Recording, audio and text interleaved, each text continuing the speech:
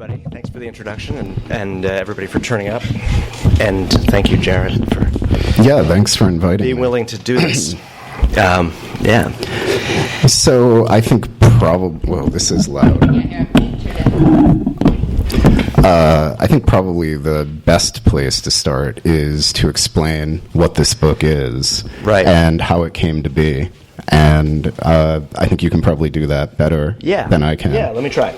So I have two earlier collections of essays. The first one, which was the first book I published after my sixth novel, The Fortress of Solitude, was called The Disappointment Artist, and it was a kind of a cycle of personal reflections on like coming of age and using cultural objects as a mirror for my adolescence for the period of time that was fictionalized in Fortress of Solitude. In some ways, it was almost let me clear this up for you, because I'd been wandering the earth being taken for the protagonist of that novel, and I of course I was and I wasn't. And so the essays in The Disappointment Artist were my chance to say, well, actually, it was like this.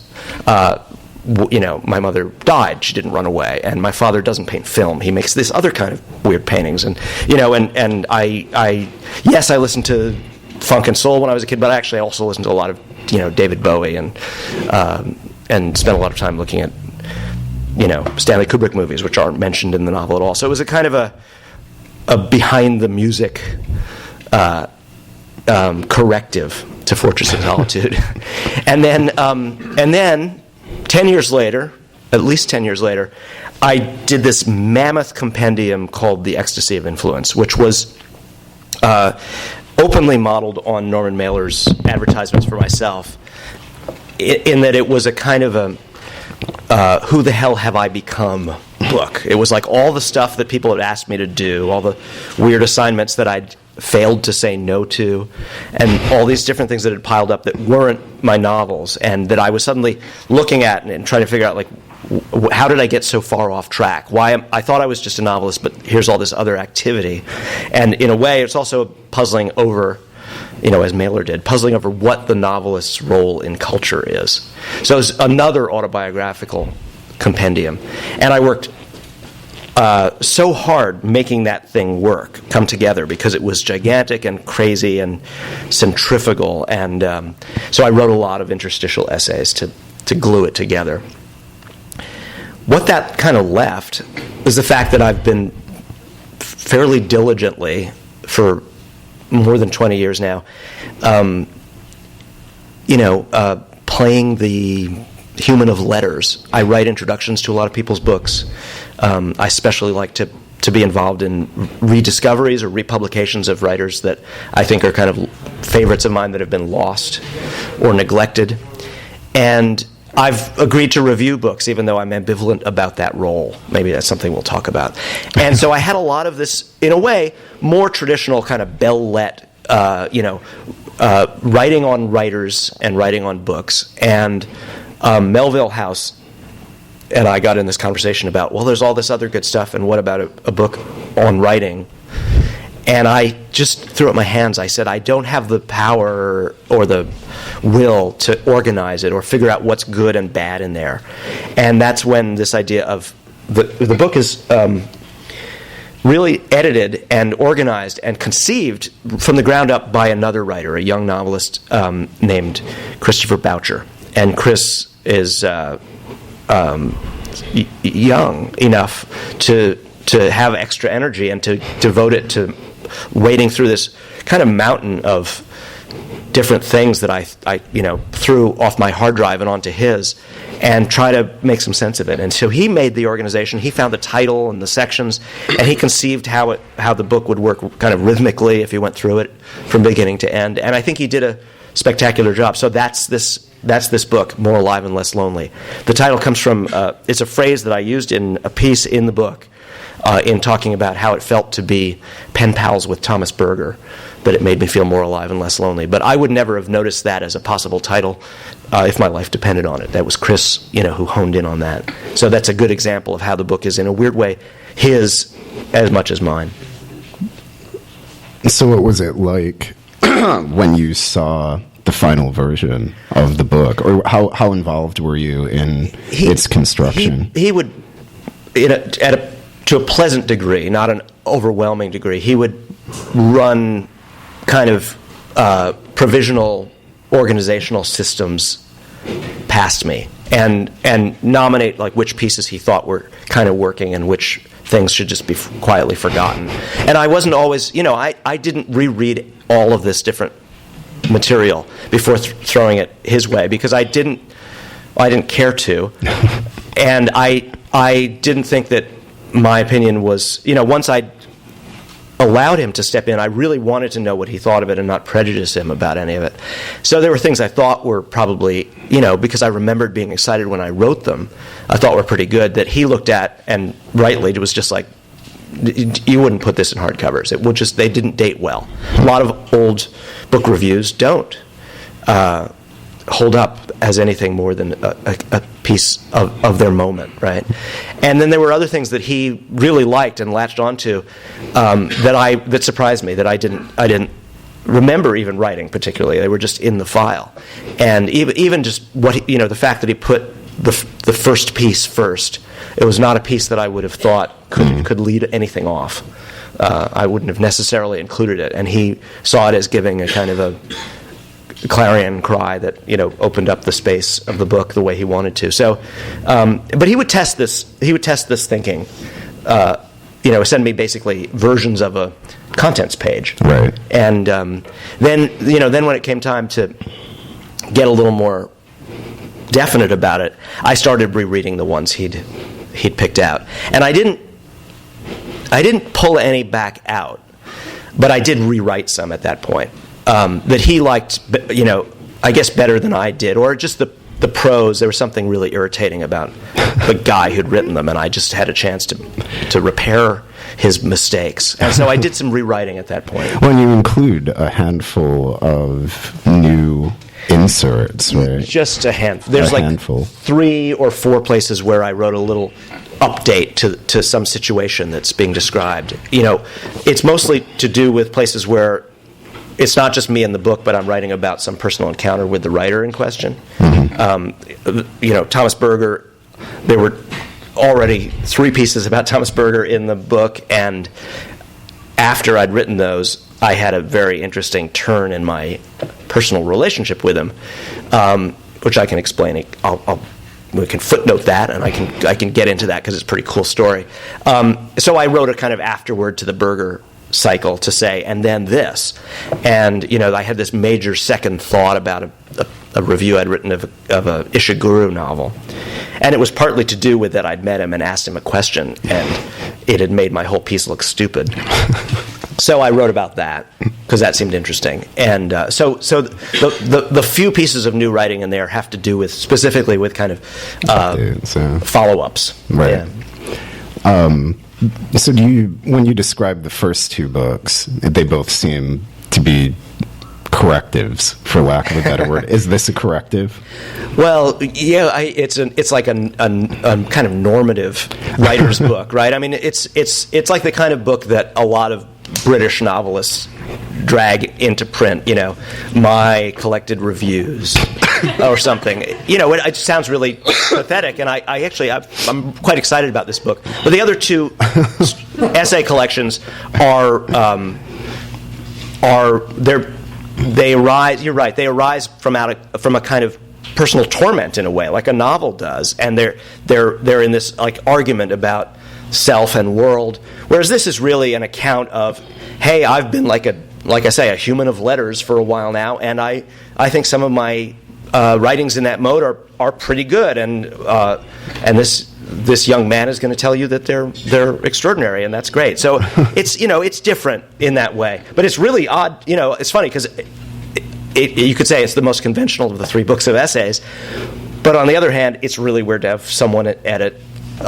I'm not even an old writer. I'm a middle-aged writer. Usually this is done for dead people. Right. So the fact that he intervened on my behalf makes it, again, a kind of unusual book. Right. Well, and I think that probably speaks to something that I think has been running throughout your public face for the duration that it's been there, which you are very much a writer concerned with other writers. And I have a theory, actually, that this is what saved you. And that this is I think it has saved that me. this is why you're not really terrible in a way that only somewhat terrible. Well, no, but you're not terrible at all. Thank you. But no, there's a thing that happens to writers in the U.S. in particular who get to the level of achievement that you've gotten to, where the thing that becomes the most interesting to them is the image in the mirror. And you can see it infecting their books. And I don't think that's happened with you. And I also think it's because you've always been there writing about other people. I mean, I remember when I first heard about you, it was directly in relationship to Philip K. Dick. Who, that's its own very long story. It's a huge chapter of in the life of my attention is just following that guy and his posthumous career around, for sure. Yeah, and I think that's what probably would make this book different than the posthumous collection of an English novelist writing snide reviews for the Times, rather, is that you have a very different relationship to this stuff. Well, I mean, if I could supply the word, it's a fanish book. Right. It's a book of unrepentant, enthusiasms and kind of permanent amateur status. When I'm asked to review or to present another person's book by writing an introduction or something to it, I don't think I come at it like from a pedestal or professorial kind of stance. It's more sort of like, wow, how do I find myself here each time? And the answer is that I must have been gushing about this person's work in some interview or something, which is why they knew to ask me to write the introduction. And so I guess I'll just say, why I'm fascinated by them, and try to work it out in front of you. So it's fanish writing in that sense. Right. Yeah. So I think that leads into a question, which is, how have you maintained your enthusiasm? Because the more that I'm around publishing, the less that I want to be around books. And you have been around publishing in a way that very few people get the opportunity to, and you seem to be able to maintain an enthusiasm indefinitely. Well, I've been published a lot, so that's a way of being around publishing. But I have a precursor relationship to books, which is I was a bookseller, but not a new bookseller. I worked in used bookstores a lot. And that still, to me, is the place that I go to restore my orientation, I guess, and enthusiasm, is thinking that books and publishing are two very different things. And, in fact, booksellers of the kind that I aligned myself with, the kind of old grumpy men in New York who would basically tolerate me being in their shop, sweeping up the chewing gum wrappers and the spent cigar butts, in return for my going out with armloads of old books that probably no one wanted anyway. This world was a realm of people who were sure that they knew what mattered much more than a publisher did. People who were aficionados, book hounds, collectors, readers of secret literatures of various kinds, always having some kind of, in a way it's like obnoxious, record store clerks or something who always have a cooler record. Oh, you like that one? Well, actually, this EP was much better. But this ethos of personalizing it through this, consuming, passionate hunger for it, where the out of print and the obscure and the arcane is, probably where the action is, just made me, it inoculated me, I guess, against what I encountered in publishing. Right. And, one of the funny things is you work in used bookstores, you understand that these books have this crazy life cycle. They're this moment. I mean, this is a great store, and some things stay here a long time, and it represents a nice, relatively layered view of of literature or the life of the mind. Most used bookstores are like, it's like an infomercial. It's just like a front with nothing behind it. It's just the stuff that's on the front tables and then will get returned. And then there's this enormous sorting that goes on where people respond to a book and it has this life and it is a paperback and people talk about it. The hardcover becomes this embarrassing, dingy object for a while. I mean, I remember when I was a kid going into a Barnes & Noble in Manhattan. And this is, I should say, Barnes & Noble was a store then that specialized in remainders, but it wasn't just a big chain in malls. It was a really special kind of store that had depths and you could explore it. But they also had these remainders that were like the problem books, like somebody had returned 10,000 copies of something and they were just going to stack them up and they were books for $1. And I remember seeing Don DeLillo's, first editions of Don DeLillo's The Names stacked up as a book for $1 at the Barnes & Noble in Manhattan. Now that's, one of the great novels of the post-war American canon, and also now a nice collectible first edition. But at that moment, it was in this like place in its life as an object that was just, it was just like, maybe they would give you $1 if you took them all away. It was such a problem. It was just a failed artifact. But that's only a moment in its life cycle, and then it would trickle into used bookstores, and we might price it at $5 or $6, and then someone might notice that people were beginning to cotton on to how special it was, and someone would say, that's a first of a DeLillo. Let's send it upstairs and mark it at $50, and the next thing you know, someone's going to pay that $50 because they can't find it. So I just saw this as this weird ecology, and I would, most of what I loved most dearly, Philip K. Dick, to begin with, and Charles Willeford, and Shirley Jackson, was out of print when I fell in love with it. Whole careers just in the gutter. And so I thought, my first thought was, how do I write a book that goes into that space right away? Because that's where things I cherish will live. And I took this joke to such an extreme that when my first novel was finally acquired by a New York publisher, I insisted that they paint a Trompe l'oeil tattered paperback jacket on it so it would look like a used paperback book, which resulted in people opening the cartons at certain bookstores and thinking it was damaged and returning it to the publisher. That's a real thing that happened. Because I'd been so adamant that it should look like a used book. I didn't want to publish a new book. It seemed obnoxious to me. Like I wanted to go straight into the dark horse, dusty arcana stratum. So I guess it's by having this fixation on that what you call my enthusiasm has thrived. My favorite piece in the book, which I think originally, and you can correct me if I'm wrong, appeared in the New Yorker, is this amazing piece about you working in a used bookstore in Brooklyn. Yeah. And having Herbert Huncke come in trying to sell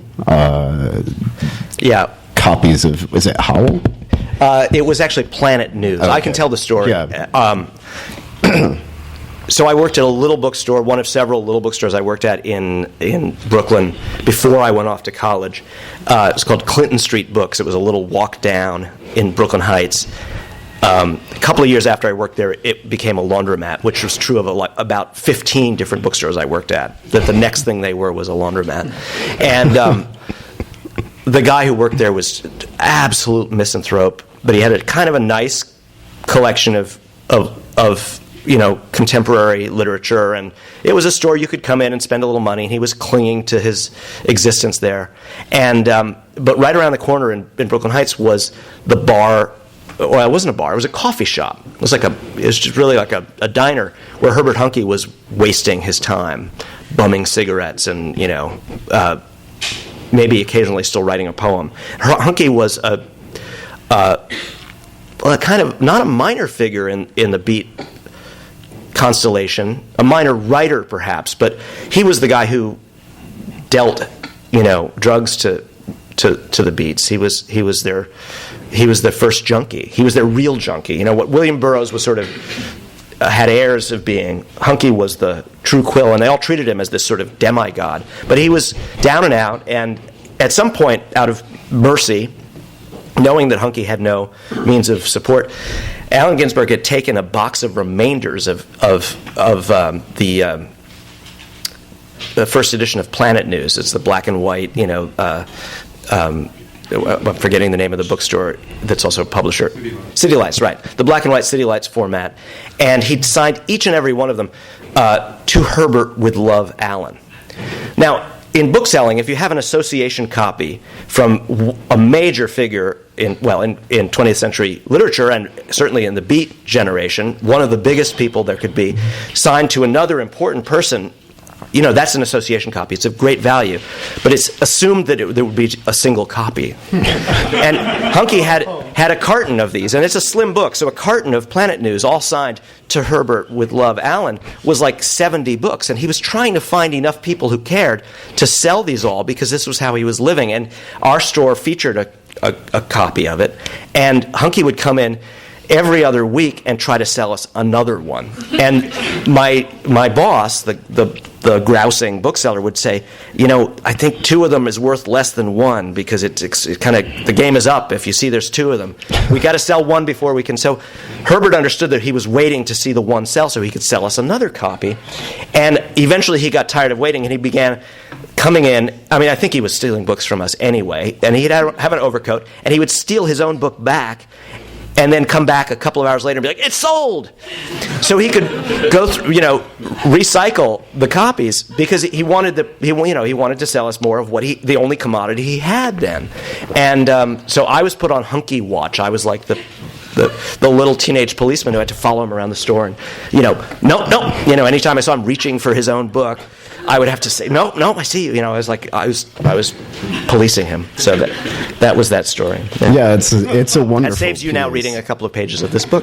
Oh, I think they should read it anyway. It's. I remember when it was originally published, I read it, which gets me to something that was very strange for me reading this book, which is some of the older pieces I had actually read when they were originally published, right, without paying attention, without having no idea who wrote them. I know how that can work, because I never used to look at bylines at all until I was doing journalism, and then I was like, a particular person wrote this, as opposed to like the Village Voice wrote this. Right. And so one of the piece where I realized that this had started to happen, because I'd sort of gotten that feeling off of a few of the pieces from Salman, is that there is a review you did for The Voice of Salman Rushdie's The Ground Beneath Their Feet. Right. Which... his rock and roll novel. Yeah.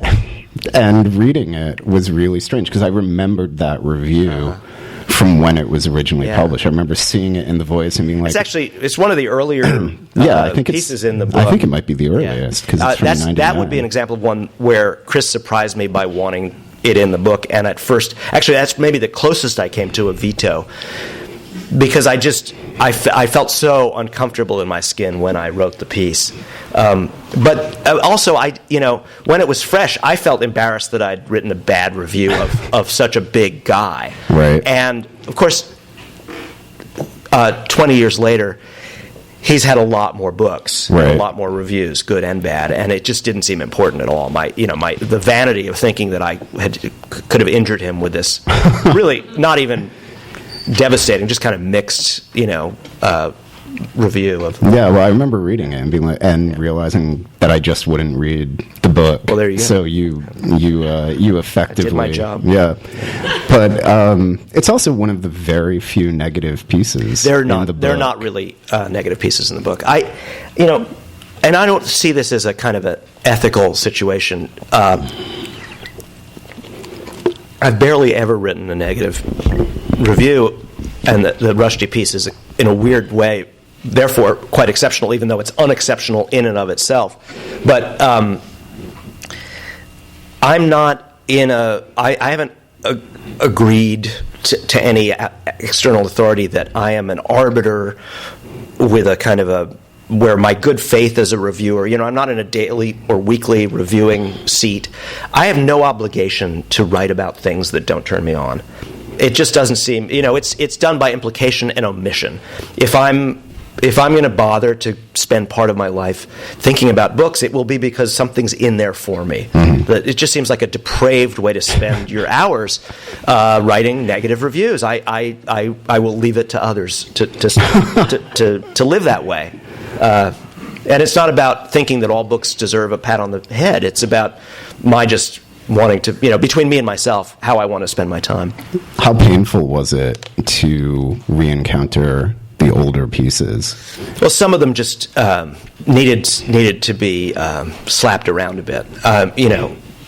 I was very tight early on. It's mostly that they seem excessively formal and kind of they do, actually, puffy and pretentious or something. And so I tried to just walk them back from my overcompensating. I'm an autodidact, so I was an overcompensating autodidact. Actually, when Chris asked me what I wanted to title the collection, I suggested that. And I was influential enough that he suggested it to Melville House, and they were like, no. So then I came back and I said, why don't you call it auto-compensating overdidact? But, so early on you can see me kind of trying to make up for that I have no college degree, basically, by using everything I learned, good and bad, and quite a lot bad, from reading a lot of, compendiums of like Anthony Burgess's collected press reviews, and he wrote a lot of book reviews. He was a great hack in that way. But I was an adoring Anthony Burgess fan, so I picked up those 500-page compendiums of his book reviews, or something like John Updike's Hugging the Shore. And I would just be like, that is what it is to review a book, and I will do it too now, and I can get into this kind of slightly arch style that is the commanding one. So that's how the early pieces looked to me. And I just did what I could to take them off their stilts, basically. I mean, they still have like stilt scars on their feet, but they're not pretending to be so tall. How many reviews do you turn down? Do you mean, have I said that I? Yeah, no, I that like now on like a day-to-day basis. I mean, I don't really want to be in that situation very often at all, and so most of the places that have had the habit of asking me over time know to even only ask every once in a while, because it just isn't. There's no point. So they'll wait until they have something that they think will really tempt me. I mean, I'm a little bit of a prima donna, I guess, in a sense, in terms of book reviews, that I basically wait until they offer me like the new Pynchon now. That's the situation. And or sometimes they'll try a curveball. They'll get me curious about a book about film or something. Right. Because that's fun sport for me. But I mean, more recently I've written introductions much more than I've done any reviewing. Right. I just finished a new introduction, which I'm going to stuff into the paperback edition of this, for Anna Kavan's Ice. Oh, that's an amazing book. It's an incredible book. So that's, to Who's me, publishing that's... it? I can't remember what the imprint... It's a sub-imprint of Penguin. Huh. They're doing like a, whatever it would be, 50th anniversary edition, or it's nice. It's got a foreword and an afterword, and I think they're doing it right. I mean, Ice has been one of those lurking kind of best-kept secret books for a long time, but maybe this will be its installation in a canon a little more. Well, good. I hope so. Yeah, I mean, she's amazing. Yeah. So for me, the writing of an introduction is still a little more like a living practice. I feel if I could just categorically say no to reviewing, I might be done with it. So do you have a lot of contact with people who you do review after the reviews? Oh, you mean like have I?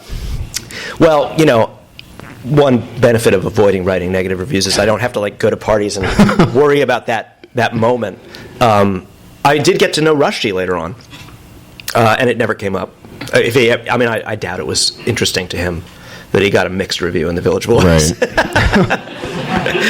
And he's a really sweet guy. I know the way he occupies space, on the internet and stuff, is probably makes that seem surprising. But in person, he's a very gentle soul.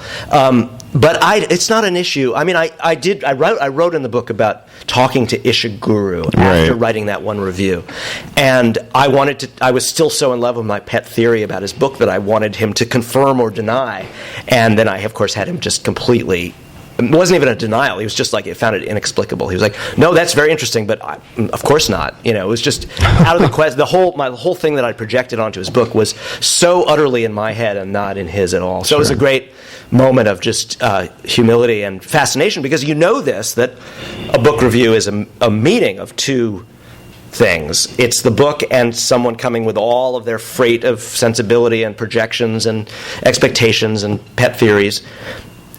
So I try to write with where the reviews so that I'm at least making it seem possible that I know that. But I did really believe that he had secretly stuffed a whole Batman theme into When We Were Orphans, just because there was a character named Grayson. And he just didn't know what I was talking about.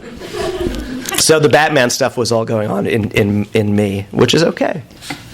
Yeah, well, for me it's interesting because I sit here as someone who was reviewed by you in a paragraph that you very kindly attached to a review of something else entirely. What was it? Submission by Welbeck. Oh, right, okay. And it's interesting because earlier you said you haven't set yourself up as a cultural arbiter, but I can tell you, having that paragraph, you definitely are, because in a way it kind of destroyed my life. The success, because I hate the internet is this give or take, but essentially a self-published book. And one of the things in self-publishing it was this idea that I had to hide that it was self-published at every interval, possibly. It's supposed to be regarded as a supremely shameful act. Right, exactly. Despite all the catalog of Gertrude Stein and everyone else who's participated in it. Right. And so one of the things that I did was I begged Jonathan to blurb it, and he doesn't blurb books. And so he then very, very kindly tacked a review onto Welbeck's submission, and it's astonishing the degree to which 100 words can completely fuck up someone else's life. Mostly for the best. I'm honored to have been the one to fuck up your life that way, but I'll differ slightly in that I think that it's not just, this isn't just like a kind of bogus modesty dance I'm about to do, but that things have their fates. And, I Hate the Internet was, in a way, fated to be, it was just like a kind of perfect cultural gesture, or kind of like a hack almost, that little book. And there was going to be some, what's the word, like an envoy. Somebody was going to come and blow the little trumpet that just made it all possible for it to achieve its fate or enjoy its fate. Right. And I happened to step into the stream and be the one who blew that little trumpet that just served as everyone's passport, that said, it's not your imagination, this is really cool. And if it hadn't been me, it would have been someone else, because I think the book simply had that fate, and I just participated in that. Well, I disagree. But I think, this book speaks to that a lot, which is the association, the sort of that fanish quality that you have means that when it did arrive, when that blurb with that review on the back of it, it was a genuine thing. And I think so much of reviewing and writing about other books, writers writing about other writers and other writers' books, often does not have that quality. Wow. And I think that's probably the quality that you can find the most in this book, is a real, genuine engagement with literature. It's that like. I think fandom is the best term for it. I think that in a world of commerce, the weirdly the style of remaining a permanent amateur or collector, just these other roles become really important, because they're not just part of the machine. They're sort of also inoculations against the machine. I hope so, anyway. But thank you for what you say. Yeah. Should we open it up to questions from the audience? Yeah, let's take questions, absolutely. And if it gets, if no one has anything, I'll tell Thomas Berger stories. Sure. Till the cows come home. So does anyone have any questions? Hey. How do you take reviews of your books? You not read them? You get mad when you get a mediocre review? Well, yeah. I mean, there are a lot of different. I've gone through different phases, so I could account for my experience early and more recently. I used to read them very devotedly, but I also had the luxury of starting out really small. I was a dark horse author, for a while, and it seems like a long time ago, or like special pleading, like aren't you kind of, didn't you win a big award and stuff? But I really, my first 4 novels were published pretty quietly. I didn't get a review in the New York Times until my 5th book, and there wasn't a publicity budget. So the only people that wrote about those early novels were doing so because they were fanish. They were excited and they'd found something that was kind of, they thought was like a stray that they could lead into the conversation. I was being used constantly in that very typical rhetorical formulation of like, ignore the big thing that everyone's paying attention to. You should really pay attention to this little thing that no one's paying attention to. And I was always that little prop in that. So I could read them with great exuberance because I was, only being celebrated. No one would trouble to knock me off my pedestal because I wasn't really on one. And then that changed, and I experienced the privileges and also the more roughneck world of being, having claims made for my work by my publisher and by some reviewers in prominent places. So other people wanted to immediately make those counterclaims, or just, I went from underrated to overrated overnight. And then my reviews became much less pleasurable to read because they stopped being written in the fanish spirit. They tended to be written in the spirit of like, we are calibrating what's worth thinking about. They started to have like an external concept in mind, and that was where do we place things and what's our pantheon and what's important to us. So the books were being, in one sense, taken very seriously. And sometimes there'd be a very devoted and close reading, whether it was positive or negative. But a lot of times you realize once you occupy a certain amount of cultural space, you're just being used as a token in people's ideas about what belongs in cultural space and in what, and whether we should turn it on its side or push it over here. And so I participated in those arguments too much for a while. And then I've been slowly detoxing and just realizing there's no obligation that I read them. They're boring.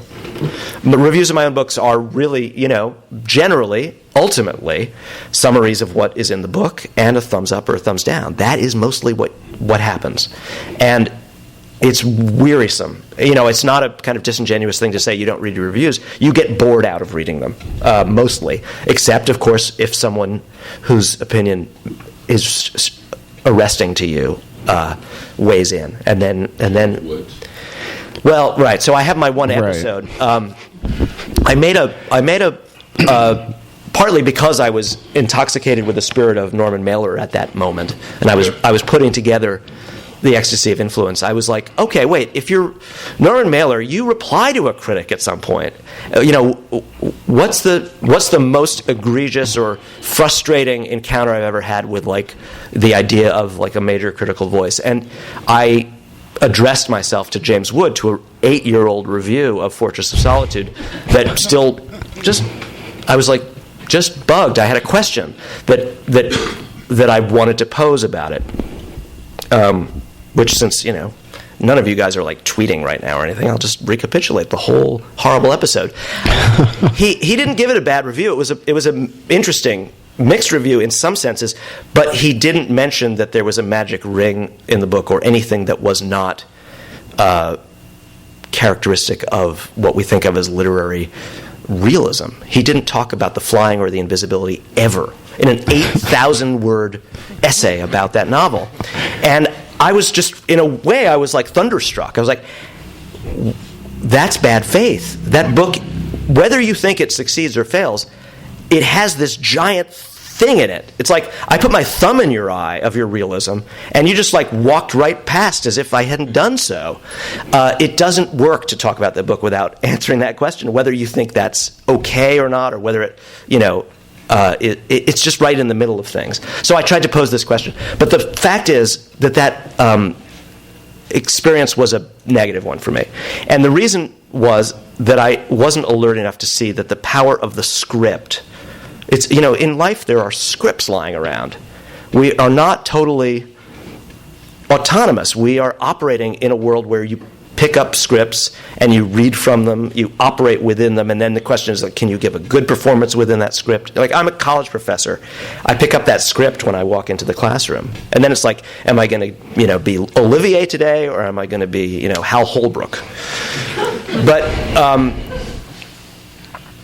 the script of the author, the well-respected, has lots of privileges, celebrated author replying to a critic is a bad script. It's just toxic. It was a useless thing to try to do. There's no good performance that can be given from within it. And I should have cottoned on to that before I picked up that script. I should have dropped it. But it was, in a life of trying to like do every single thing an author can do at least once, I did that. Yeah. Well, thanks. Hey. What was it like the musical adaptation process? Oh God, that was just sheer ecstasy for me. It was really weird because it was the most improbable project. I mean, when The Fortress of Solitude was published, I should say, most of you might not even know what's being discussed. It was turned into a giant theatrical musical, 2 acts and lots of performers and a whole cast of singers, and didn't get to Broadway. It stayed at the Public Theater, Joseph Pabst Theater downtown, but had a nice run there, was extended, and was just a fascinating moment to live through. When the novel was published, it was optioned for film, and that was the primary conversation. And this weird other thing happened, which was that this theatrical director, Daniel Auken, asked if he could try to develop it for a musical. And I was so amused, and I liked Daniel very much when I met him, that I just kind of fought for this strange right to be partitioned from the film rights, which is not usually done, to allow them to try to make the musical. But everyone just thought it was a kind of an indulgence that I'd done so, and was instead wanting to talk about who was going to direct the film.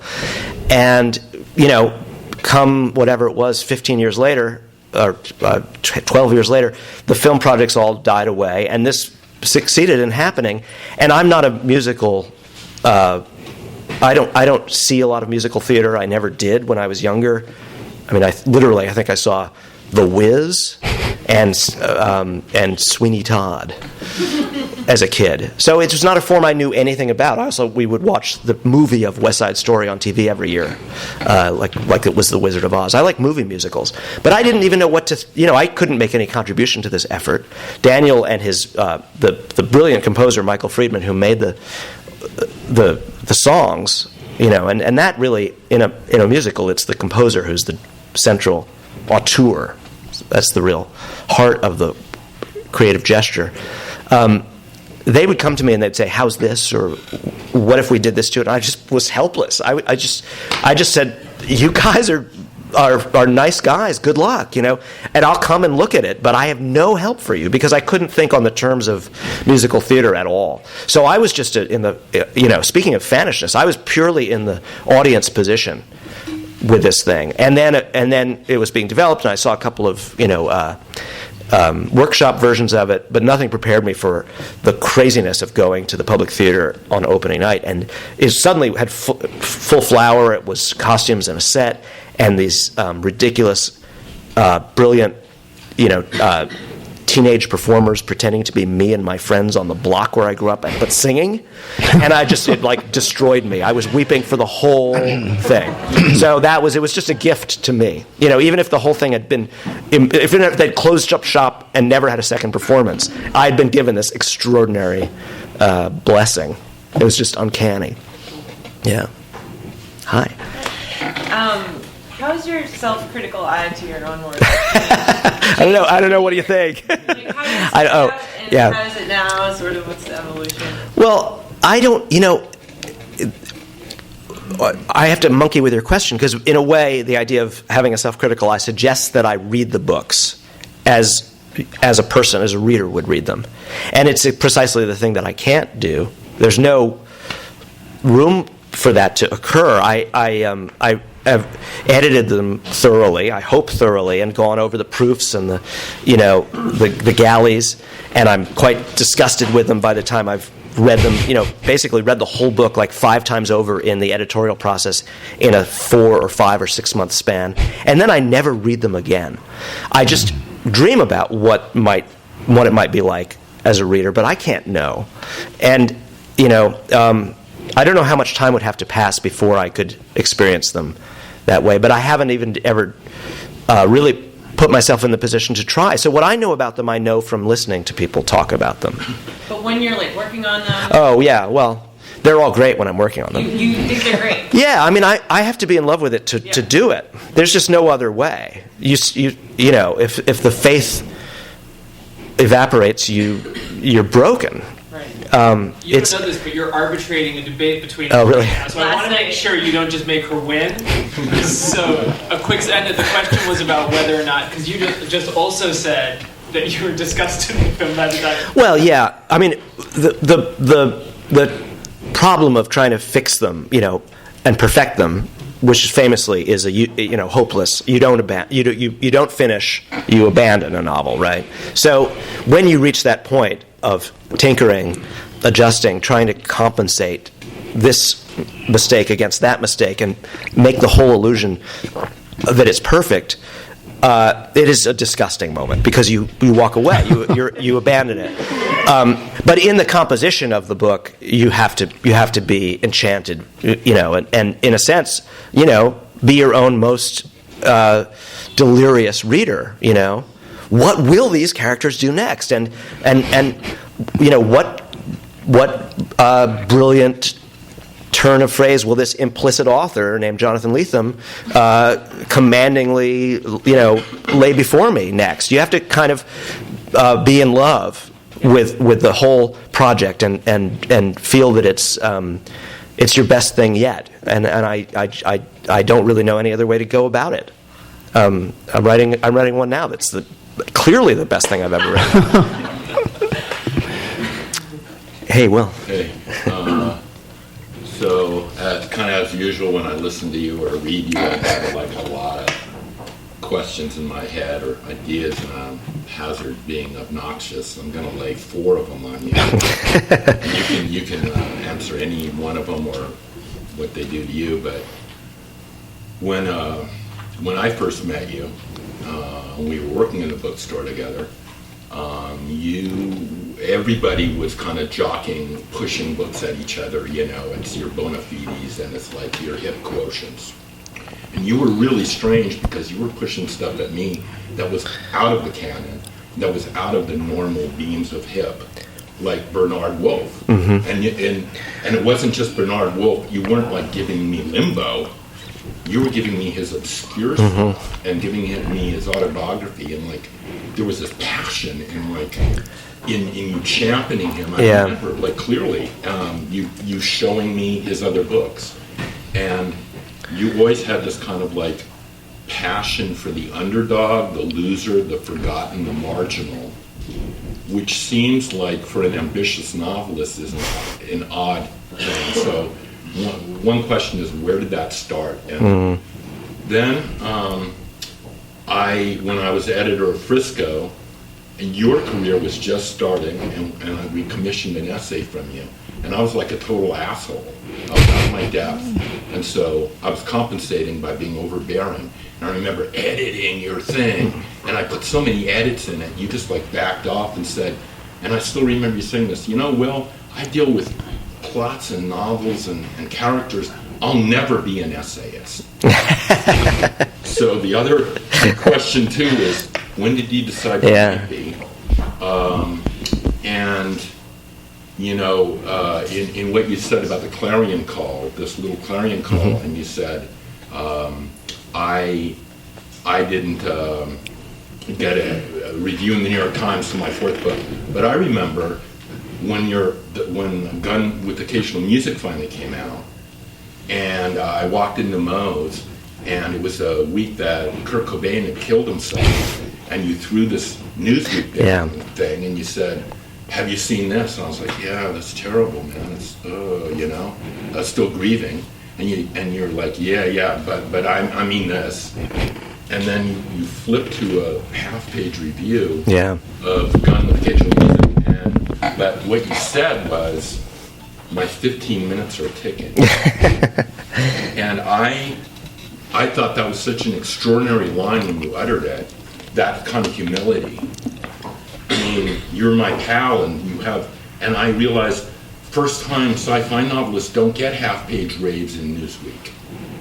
And I sensed it as a clarion call, even then, like, you have a destiny. But your repost of it, this is 15 minutes, showed this kind of like overall, like almost wisdom about the vicissitudes of up and downness. And your next novel, you're already thinking, my next novel could get shit. And this is like a kid. So did you sense that as a clarion call? Has there been a point in your career when you felt like the winds of destiny was in you as a writer? Well, there's different things. There's how you feel about,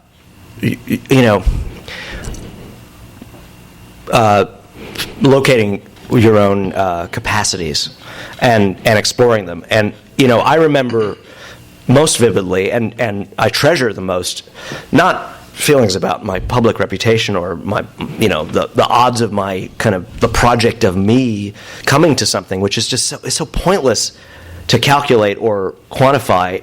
It's really unattractive, and also happens to it doesn't work. You can't do it. But what I remember and what matters to me is the feeling of, wait, I can do more. I can do something else. Like when I was writing Motherless Brooklyn, I was really excited. I felt like I'd catalyzed my language in a different way. But I also, halfway through it, I'd written some things that were inklings in that book about my relationship to Brooklyn and growing up there and going to public school, that book couldn't be a container for.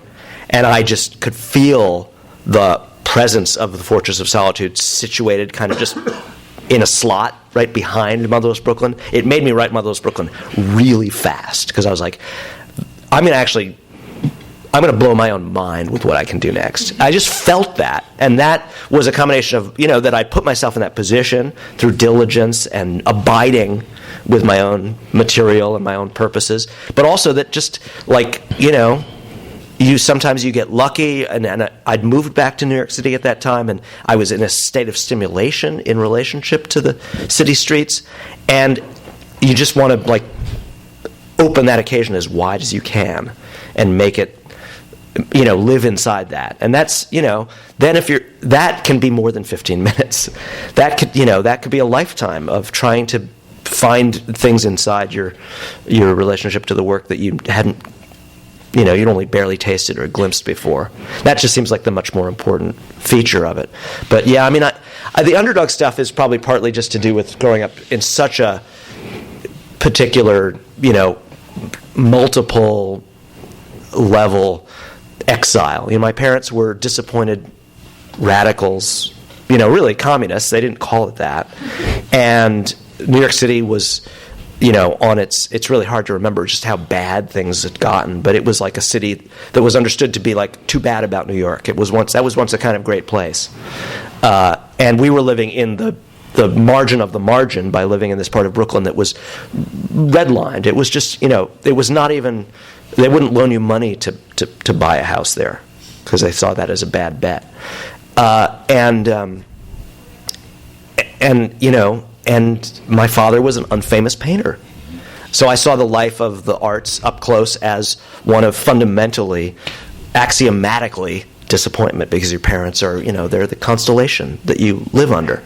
So, and then that was cool. I found out that I liked a lot of writing that no one cared about. So I can orient myself in probably a healthy, it's partly like, you can't fire me, I quit. I'll be Bernard Wolfe. Maybe some kid in a bookstore will find me someday. That seemed really like a perfectly good way to approach my desire to be a creator. So I think that's probably the answer to that. Yeah. I don't know how we're doing on time. I think we should probably do one more question. Yeah, okay. And then you can... Let's have this be one more. Do you always finish? And what's the most extraordinary thing that's happened to you in the process, during the process of the book? Does anything stick out? Okay.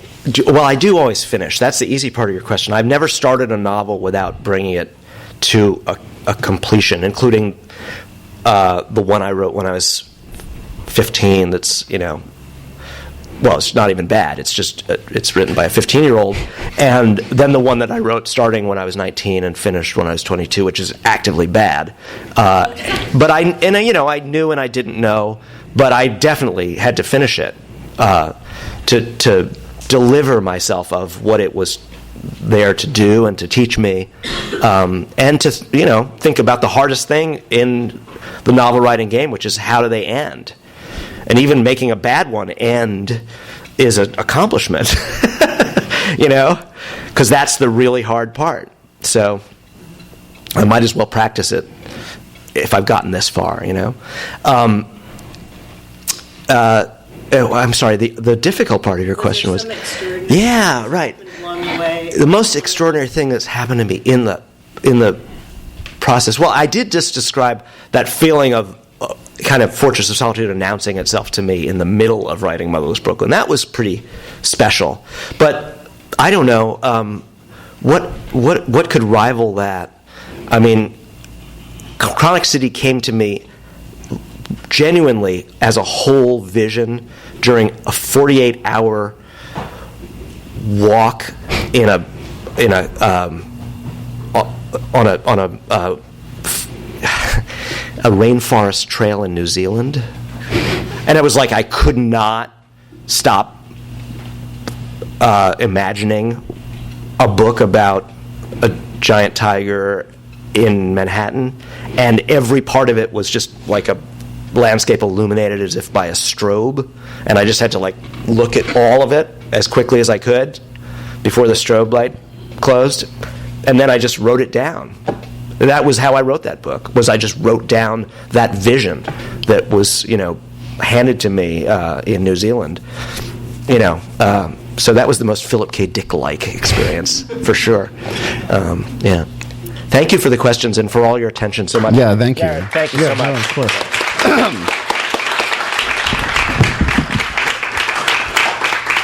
Jonathan has some kind of Baroque scheme involving signed books, yeah, thank which you for reminding me. Yeah. So I just realized that I do not want to rush down to my basement because of nuclear war and not be able to get in because of all the remainders of my own first editions, that I really need that space for survival. So I've begun to bring the books out of the basement, and I have them over here. A lot of hardcovers of earlier books, mostly novels or short story collections, and I will give anyone who buys More Alive and Less Lonely one of these books when we're signing. Okay, so there's a free extra to be had if you do your job here and purchase the new product. And thank you again, Jarett. Yeah, thanks for entertaining inviting this with me. Yeah, thanks. You've been listening to the Skylight Books author reading series. Don't forget you can listen to this and all our other great podcasts at skylightbooks.com. Thanks again for stopping by, and we hope to see you soon.